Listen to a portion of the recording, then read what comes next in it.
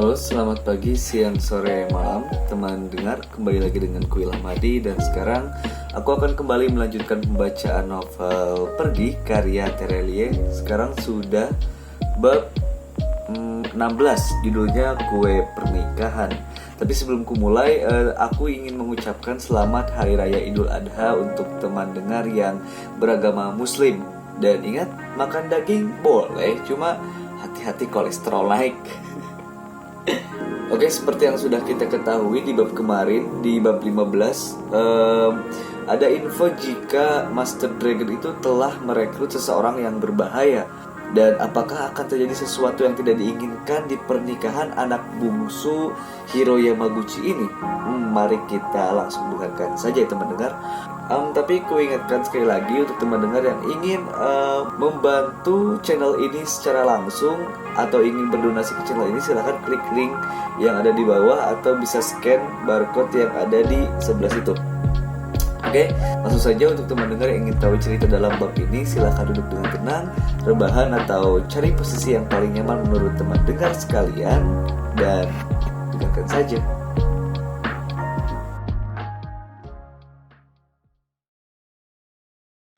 Pergi, bab 16, Kue Pernikahan. Kalian pernah menghadiri acara pernikahan di Jepang yang dilaksanakan secara tradisional? Aku sudah 3 kali. Ketiga-tiganya adalah pernikahan keluarga Yamaguchi, dari Kaeda hingga adik-adiknya. Ini yang keempat, dan juga yang akan dilaksanakan dengan upacara tradisional Shinto, Shinzen Shiki. Acara ini diadakan di salah satu kuil Shinto. Ayako selalu memilih kuil Meiji untuk pernikahan putri-putrinya. Maka kesanalah rombongan mobil keluarga Yamaguchi meluncur. Kuil Meiji adalah kuil Shinto yang terletak di jantung kota Tokyo, di tengah kawasan hutan seluas 70 hektar. Tidak kurang dari 120.000 pohon menyelimuti area tersebut, menjadi oase yang indah di kota Tokyo. Sepanjang hari, sejak jam buka, tempat itu menjadi lokasi rekreasi penduduk kota. Saat musim semi, pemandangannya spektakuler.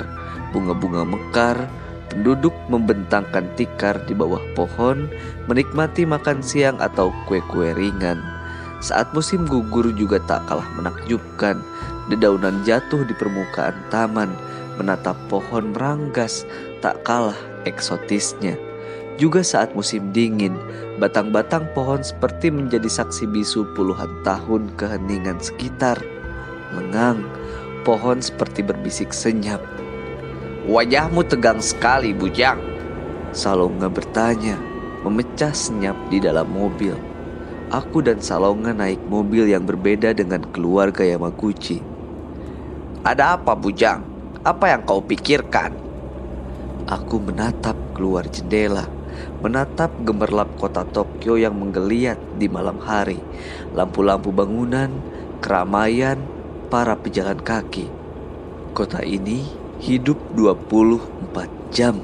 Apalagi pukul 6:30 seperti sekarang, mereka baru pemanasan. Aku tahu ada sesuatu yang bergerak diam-diam di kota ini, Salonga. Merayap di balik bayangan kota. Lengan gurita mengerikan itu telah tiba di sini. Salonga mengangguk takzim. "Tentu saja, Bujang. Aku juga merasakannya. Master Dragon pasti tahu pernikahan ini. Jika dia ingin melancarkan serangan kepada keluarga Yamaguchi, maka inilah waktu terbaiknya, saat semua orang berkumpul." Yuri, si pembuat bom itu. Ya, menurut dugaan orang tua ini, itulah kenapa dia dipanggil ke Hong Kong. Dia diminta merancang bom yang mematikan sekaligus paling aman disusupkan ke pernikahan malam ini. Seharusnya Hiro Yamaguchi membatalkan pernikahan ini. Astaga, Bujang, dia tidak mungkin melakukannya. Ini pernikahan putri bungsunya, dan dia tidak akan takut atas ancaman Master Dragon. Dia sendiri yang bilang Kita tidak bisa memilih waktu. Saat sesuatu datang, hadapilah dengan teguh. Setidaknya dia sudah mendengar saranmu. Pernikahan ini dibuat tertutup dan terbatas. Dia juga melaksanakan acara ini di malam hari, sesuatu yang jarang sekali. Agar tidak terlalu mencolok, lihatlah keluar. Aku memang masih menatap keluar jendela. Rombongan keluarga Yamaguchi sudah mulai masuk area sterilisasi. Kaidah benar, radius 1 kilometer dari lokasi pernikahan, jalan-jalan telah ditutup. Puluhan polisi dan petugas menjaga persimpangan dan jalan menuju kuil Meiji. Hanya mobil tertentu yang bisa lewat. Garis-garis polisi memblokade jalan. Hiro Yamaguchi adalah pahlawan nasional saat dia meminta otoritas membantu mengamankan pernikahan putri bungsunya, level Perdana Menteri Jepang yang akan langsung turun tangan. Mobil yang kutumpangi masuk ke kawasan kuil. Aku mendongak menatap gerbang kuil yang khas, Tori namanya. 2 tiang besar berdiri gagah menjulang 6 meter dengan 2 palang melintang di atasnya. Guru Bushi pernah mendidikku langsung di negeri ini saat usiaku 18 tahun. Aku diajari banyak filosofi kehidupan Jepang, jadi aku tahu makna gerbang ini dan kenapa bentuknya seperti itu. Gerbang ini adalah simbol transisi kehidupan seseorang dari kehidupan yang kotor, buruk menuju kehidupan yang suci, mulia. Mobil-mobil mulai masuk ke komplek kuil Meiji, sekarang melintasi kawasan hutan yang dihiasi lampu warna-warni. Sepanjang jalan terlihat terang. 1-2 formasi lampu itu membentuk seekor angsa yang berenang. 1-2 membentuk pohon bonsai. 1-2 membentuk burung elang yang sedang terbang. Setiap beberapa meter, tukang pukul keluarga Yamaguchi berjaga. Setelah melintasi gerbang, penjagaan menuju kuil Meiji semakin ketat. Bukan hanya setiap mobil diperiksa, sekarang bahkan siapa isi mobil tersebut juga diperiksa. Pengemudi diminta membuka jendela kaca, jika perlu diminta turun. Tukang pukul keluarga Yamaguchi cekatan menggunakan sensor bom, mencari sesuatu yang mencurigakan. Mereka lebih terlihat seperti tim penjinak bom terlatih dibanding tukang pukul. Tidak akan ada satu mobil atau satu penumpang pun yang lolos dari pemeriksaan, termasuk mobil yang kami naiki. Pernak-pernik kecil, sesuatu yang terlihat normal, diperiksa sekali lagi dan sekali lagi. Tukang pukul itu hendak menyita kartu namaku, shuriken yang berbentuk kartu nama. Tentu saja, detektor mereka mengenali jika benda itu mematikan. Maaf tuan, kami harus memastikan semuanya aman. Boleh jadi tamu tidak sengaja membawa sesuatu yang mencurigakan. Tasnya diam-diam dititipi bom oleh pihak ketiga dan sebagainya. Kartu ini harus kami simpan, bisa diambil setelah pulang. Aku hendak protes. Salah satu tukang pukul senior segera menengahi. Dia mengenaliku, mengembalikan kartu nama tersebut. Dia adalah Bujang San, sahabat Tuan Hiro. Dia boleh masuk membawa benda itu. Aku memasukkan kembali benda itu ke kantong celana, termasuk pistol milik Salonga. Aku lebih baik pulang ke Tondo sekarang juga jika kalian mengambil pistolku. Salonga mendelik, marah-marah di pintu pemeriksaan. Maaf atas kesalahpahaman ini Tuan Salonga. Tukang pukul senior itu kembali menengahi, mengambilkan pistol, menyuruh anak buahnya memeriksa mobil berikutnya, tamu undangan berikutnya. Tapi itu pesan yang kuat. Jika aku dan Salonga saja diperiksa, apalagi tamu lain. Akashi tidak main-main dengan keamanan. Mobil-mobil akhirnya terparkir rapi di area dekat bangunan utama kuil Meiji. Dijaga penuh tukang pukul keluarga Yamaguchi. Rombongan mempelai wanita turun dan melangkah menuju bangunan utama kuil Meiji. Rombongan mempelai laki-laki juga sudah menunggu di dalam. Walaupun kesibukan pengamanan di luar begitu masif, acara pernikahan ini hanya dihadiri tak lebih dari 40 orang, termasuk pengiring pengantin perempuan. Aku melangkah masuk ke dalam ruangan kuil tempat acara berlangsung sebentar lagi, menatap sekitar, mengenali wajah-wajah yang diundang oleh keluarga Yamaguchi. Sesekali membungkuk melihat daftar tamunya, hanya keluarga terdekat dan kawan karib Hiro Yamaguchi. Sejak tadi, aku awas memperhatikan, mataku menyapu tajam semua sudut ruangan, semua benda, apapun itu. Sudah sifatku sebagai tukang pukul terlatih, memastikan semua baik-baik saja. Aku bukan hanya tauke besar atau sekedar tamu undangan biasa. Aku adalah si babi hutan. Naluriku selalu bekerja bahkan dalam senyap ruangan. Aku merasakan adanya ancaman serius di acara ini. Ada yang salah dengan acara ini. Meja panjang, botol sake, gelas-gelas, ornamen, hiasan, bahkan saat pendeta Shinto masuk, aku memperhatikan dari kaki hingga ujung rambut. Apapun yang dia bawa, apapun yang dia kenakan. Hei, dia jelas bukan anggota Yamaguchi. Dia bisa saja menyelipkan bom di balik bajunya. Tapi pendeta itu sepertinya kenalan dekat Hiro dan Ayako Yamaguchi. Mereka sempat saling menyapa hangat. "Tidak perlu khawatir, Tuan Bujang," Akashi berbisik. Dia berdiri di sebelahku. Semua tamu undangan sudah berdiri sejak tadi di belakang meja-meja tinggi dengan gelas sake di atasnya. Acara akan segera dimulai. Aku menggeleng. Aku tidak khawatir, Akashi, tapi jangan pernah mengendurkan pengawasan. "Hai Tuan Bujang, kami tidak akan mengendurkan pengawasan sedikit pun." Di depan sana, mempelai wanita dan mempelai laki-laki telah masuk ke ruangan. Musik tradisional Gagaku mulai mengalun lembut mengiringi prosesi. Mereka pasangan yang serasi. Sakura mengenakan kimono berwarna putih dengan tudung besar. Pasangannya mengenakan jubah kimono berwarna sebaliknya, hitam. Pendeta Shinto mulai memimpin acara dengan mempersembahkan doa-doa kepada dewa. Suasana sakral terasa kental. Dua mempelai kemudian disucikan. Lantas keduanya bergantian meminum sake dari 3 cawan, kecil, sedang, dan besar, sebanyak 9 kali hisapan. Terakhir, kedua mempelai saling mengucap sumpah suci yang disaksikan seluruh tamu undangan. Upacara kemudian ditutup dengan persembahan simbolik kepada para dewa dengan bentuk ranting sasaki. Tamu undangan beberapa kali membungkuk ke arah pengantin, juga kepada orang tua mempelai. Besan, dua keluarga telah dipersatukan, mengangkat gelas-gelas sake di atas meja. Bersulang, suasana menjadi lebih mencair, tawa riang, seruan hangat. Aku tidak menyentuh gelas-gelas itu. Aku tidak pernah minum minuman keras sejak mama dulu mewasiatkan hal tersebut.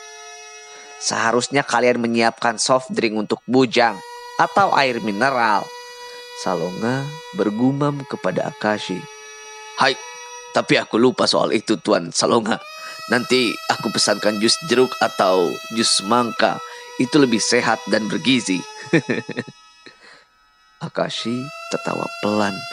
Aku tidak menanggapi Salonga dan Akashi. Aku sejak tadi terus fokus mengawasi. Musik tradisional Jepang terus terdengar hingga kedua mempelai sekali lagi membungkuk kepada tamu undangan. Acara minum sake hampir usai. Lantas tamu beringsut meninggalkan ruangan acara. Aku menghela napas pelan. Sejauh ini tidak terjadi apa-apa. Semua berjalan lancar. Prosesi pernikahan telah selesai.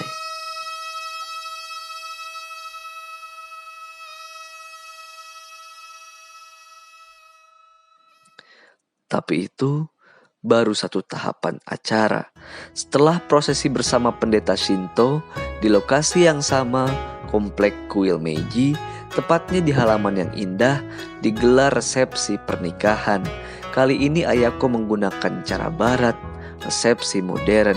Tempat itu telah disulap menjadi taman yang sangat menawan. Lampu-lampu hias, untayan bunga, air mancur buatan, termasuk beberapa ekor kelinci lucu dibiarkan berkeliaran. Konsep resepsi malam ini, pesta kebun. Bangku-bangku tersusun rapi, meja-meja.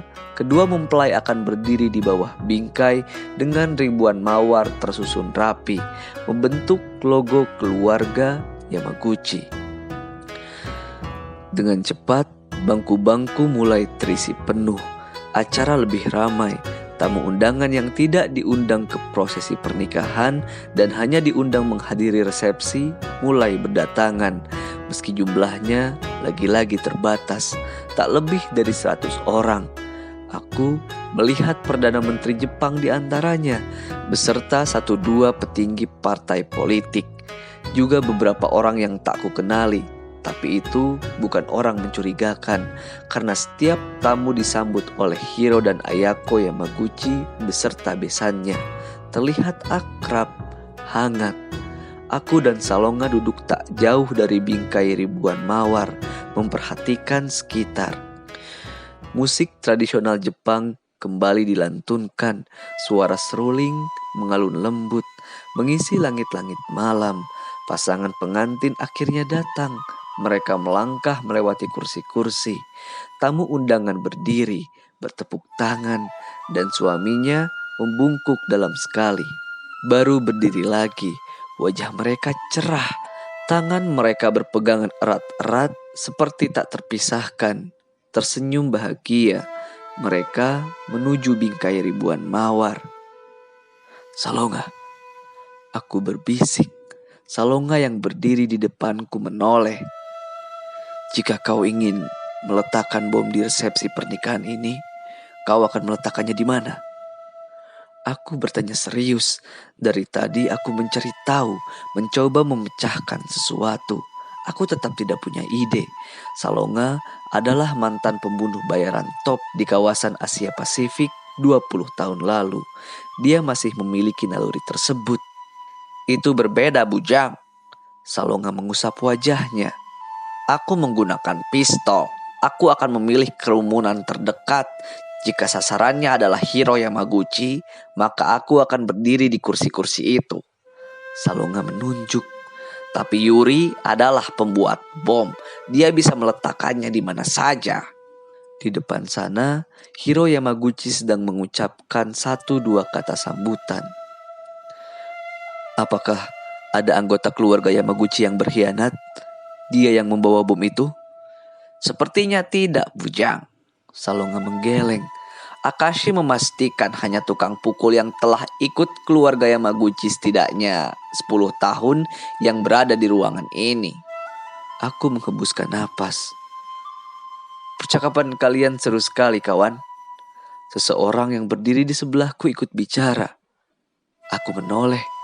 Seseorang, laki-laki, mungkin 4-5 tahun usianya di bawahku, dengan tinggi hampir sama, ikut bicara. Wajahnya cemerlang, tatapan matanya tajam. Thomas, seseorang itu menjulurkan tangan. Tapi keluarga dan teman-teman dekatku memanggilku Tommy. Demi sopan santun, aku ikut menjulurkan tangan. Genggaman tangannya kokoh. Siapa dia? Aku tidak mengenali orang ini, tapi dia berbicara dalam bahasaku, dan wajahnya jelas menunjukkan dia dari negaraku. Kalian keluarga Tong, bukan? Aku menatapnya, menyelidik. Bagaimana dia tahu? Aku konsultan keuangan internasional. Rekayasa keuangan adalah spesialisasiku. Anak muda itu mengambil kartu nama dari sakunya, menyerahkannya kepadaku. Keluarga Yamaguchi memintaku melakukan 3-4 kali restrukturisasi raksasa di bisnis mereka. Itu spesialisasiku. Tentu aku tahu dunia kalian, keluarga penguasa shadow ekonomi. Jika berkenan, boleh aku meminta kartu nama Tauke besar? Bukankah begitu seorang kepala keluarga Tong dipanggil? Dia bertanya sopan. Aku mengangguk, mengambil kartu namaku di saku. Si babi hutan. Anak muda itu tersenyum simpul membaca tulisan di atas kartu yang kuserahkan. Dan 4 angka nomor telepon. Hanya Tauke besar yang punya nomor sependek ini. Mengagumkan. Ini shuriken bukan? Terbuat dari lembaran tipis titanium. Sangat mematikan. Aku menatap anak muda ini, terpesona. Bagaimana dia tahu? Dia baru memegang kartu namaku beberapa detik. Aku balas membaca namanya di kartu nama. Thomas, seperti yang dia bilang. Juga hanya ditulis begitu, dengan nomor kontak lebih panjang, nomor telepon normal. Kartu namaku memang tidak sekeren milik Tauke besar. Anak muda itu bicara sopan. Tapi jika Tauke membutuhkannya, kartu itu bisa dirobek dan 1-2 tetes cairan yang tersimpan di dalamnya bisa digunakan. Itu bisa melumerkan teralis baja dengan mudah. Well, aku punya sejarah buruk dengan penjara. Selalu saja masuk penjara dalam setiap kisahku. Jika itu kisah novel, penulisnya selalu tega menjebloskanku ke dalam penjara dalam setiap buku. Jadi aku menyimpan rahasia kecil itu. Siapa tahu berguna untuk meloloskan diri. Aku menatap kartu nama yang kupegang sejenak, memasukkannya ke dalam saku. Omong-omong, kalian membicarakan tentang apa tadi? Bom? Thomas kembali ke topik percakapan awal. Iya, acara ini boleh jadi sedang dalam bahaya serius. Aku mengangguk. Orang ini bisa dipercaya. Seorang musuh tidak akan memberitahu rahasia kecil kartu namanya. Dan dia diundang Hiro Yamaguchi dalam acara sepenting ini. Berarti dia juga kawan dekat. Sementara di depan sana, Hiro Yamaguchi telah selesai memberikan sambutan. Suara tepuk tangan terdengar. Hiro membungkuk dalam-dalam, lantas melangkah ke samping istrinya. Pembawa acara resepsi memanggil seorang penyanyi ternama Jepang, menyanyikan satu lagu spesial untuk pasangan pengantin. Lagu itu telah melantun merdu sejak tadi. Aku berpikir demikian, kawan. Ada sesuatu yang terjadi di sini. Pemeriksaan yang ketat, pakaian khusus penjinak bom, pernak-pernik yang diperiksa. Aku tahu Hiro Yamaguchi berjaga-jaga atas sesuatu. Thomas ikut mengamati sekitar. Tapi orang yang mengincar Hiro Yamaguchi pastilah berani sekali melakukannya. Bom itu bisa sekaligus mengenai Perdana Menteri Jepang. Itu bisa memicu perang kawasan. Thomas bergumam. Aku menggeleng. Master Dragon tidak takut apapun. Dia bahkan bisa memicu perang dunia ketiga jika dia mendadak kalap. Atau dia merakit bom yang secara akurat hanya melukai target tertentu, disembunyikan di dalam suatu yang sangat tidak bisa diduga dan luput dari perhatian. Lantas benda itu hanya dikelilingi oleh sasarannya. Bom itu bisa akurat membunuh tanpa mengenai tamu undangan lain. Aku mengangguk. Itu teori yang masuk akal. Hiro Yamaguchi pastilah sasaran terbesarnya. Thomas bergumam. Dia seperti mesin. Kepalanya sedang berpikir cepat, memasukkan banyak variabel, mencoba menemukan sesuatu. Benda itu harus berada di dekat Hiro, meledak di momen tak terduga. Benda itu juga luput dari pengawasan karena dianggap sesuatu yang tidak mungkin disusupi. Aku mengangguk lagi. Di depan sana, penyanyi telah selesai. Dia membungkuk kembali ke kursinya. Acara beranjak ke bagian berikutnya yang lebih meriah. Prosesi, pemotongan, kue pernikahan. Persis pembawa acara berseru soal itu, dari jalan setapak terlihat sebuah kue pernikahan di atas meja didorong menuju bingkai 1000 mawar. Tamu undangan kembali bertepuk tangan. Kue itu indah sekali, tingginya 1 meter, bertingkat 3, puncaknya seperti gunung Fuji, sekelilingnya seperti lukisan perkampungan indah. Kue itu tiba di tengah-tengah taman bunga. Astaga, apa yang anak muda di sampingku bilang? Lihatlah, Hiro dan Ayako Yamaguchi beserta besanya melangkah mendekati kue pernikahan itu. Juga keluarga besa dan pasangan pengantin. Salah satu pelayan menyerahkan alat pemotong. Sakura dan suaminya memegang alat potong itu. Beranjak maju, mereka siap memotong kue. Kue pernikahan! Aku dan Thomas berseru hampir berbarengan, "Hiro-san, menunduk!" Tanpa menunggu waktu lagi, Thomas seperti seekor macan tutul telah loncat melewati bangku-bangku. Cepat sekali gerakannya. Aku juga lompat, tubuhku melenting ke depan laksana menghilang. "Ayako, menghindar!" Thomas berhasil menarik tubuh Hiro Yamaguchi di detik yang sangat menentukan, membuatnya terbanting ke lantai. Diharap, aku juga berhasil menarik tubuh Ayako di waktu yang bersamaan. Ayako terjatuh di lantai taman, tapi kami tidak sempat menyelamatkan yang lain. Kue pernikahan di atas meja itu meledak. Teriakan panik terdengar di seluruh penjuru taman. Tidak besar, Yuri adalah master pembuat bom. Dia tidak membutuhkan ledakan besar, dia hanya membutuhkan ledakan yang akurat. Bom itu hanya menyambar radius 1 meter, mengenai orang-orang di sekitarnya. Sakura dan suaminya tewas seketika, juga orang tua suaminya. Resepsi pernikahan menjadi kacau balau. "Evakuasi seluruh tamu undangan, Akashi!" Salonga berseru, memberi perintah. Dia mencabut pistolnya segera menuju lokasi Kutiarap. "Aku akan melindungi Hiro-san dan Tauke besar." "Hai!" Akashi telah bergerak, menyusul tukang pukul keluarga Yamaguchi lainnya. Aku bangkit berdiri, menyeka rambut dan wajah yang dipenuhi krim kue. Juga puluhan bunga mawar yang terlempar kemana-mana, menempel di pakaianku. Hiro Yamaguchi baik-baik saja, juga Ayako. Bom itu meledak ke atas, mengincar pinggang dan wajah, bukan ke segala penjuru. Dengan tiarap, mereka hanya terkena dampak letupan suara saja. Wajah Ayako pucat pasi, kakinya gemetar. Aku membantunya berdiri. Thomas membantu Hiro. "Menuju ruang darurat, Hiro-san!" Thomas berseru. Aku mengangguk. Dikawal oleh Salonga dan tukang pukul senior keluarga Yamaguchi, kami bergegas menuju bagian dalam kuil Meiji, ruangan darurat yang disediakan oleh Akashi. Sementara di taman, suasana semakin kacau balau. Perdana Menteri Jepang segera dievakuasi. Mobil-mobil meluncur cepat, membawa tamu undangan pergi. Pesta pernikahan yang beberapa detik lalu meriah, bahagia, seketika berubah menjadi suram dan menyedihkan. Master Dragon sekali lagi mengirim serangan mematikan. Itu benar-benar tidak disangka. Bom di dalam kue pernikahan. Tukang pukul pastilah menyangka itu hanya kue, membiarkan lewat. Sekali lagi, aku memang berhasil menggagalkan sasaran utamanya. Tapi mahal sekali harganya. Hiro Yamaguchi memang selamat, tapi pasangan pengantin yang baru saja menikah beberapa menit lalu tewas. Tim medis telah membawa kantong-kantong jenazah. Tubuh pengantin dan kedua orang tua pengantin laki-laki segera dipindahkan dari lokasi. Besok tidak ada satupun media yang akan memuat berita ini. Mereka tidak tahu.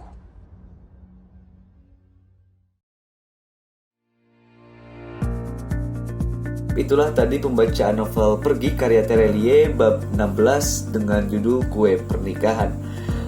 Sebelum membahas babnya, kita ada sedikit intermezzo nih. Jadi seperti yang sudah kujelaskan di bab sebelumnya, universe novel Pulang dan Perginya Bujang ini sama dengan universe novel Negeri Para Berdebah dan Negeri di Ujung Tanduk karakter Thomas. Dan disinilah pertemuan pertama dua karakter ini antara karakter Thomas dan Bujang. Nah, apakah kedepannya nanti Thomas dan Bujang akan beraksi?